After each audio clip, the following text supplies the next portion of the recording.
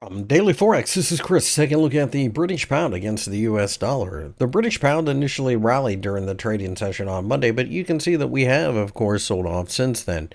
That being said, it's not a huge surprise. Basically, if you think about it this way, we have the FOMC meeting on Wednesday, which obviously has a major influence on what happens with the US dollar, but we also have on Thursday the Bank of England interest rate decision, which of course has a major influence on what happens with the British pound.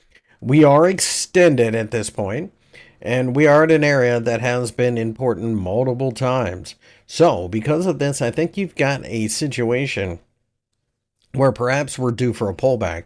On the other hand, though, if we can clear the 1.35 level, that would be a very, very strong signal that the British pound is going higher, or at the very least, the US dollar is selling off. Keep in mind that the move has been so parabolic, you'd almost have to bet on the downside based on that.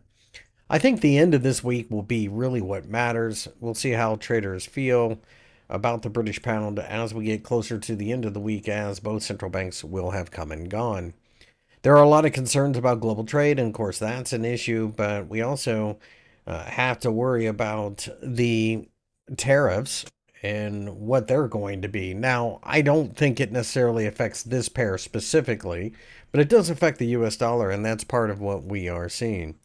So with this, I think you've got a scenario where traders continue to watch the 1.34 level with great interest, seeing whether or not it is going to end up being a ceiling.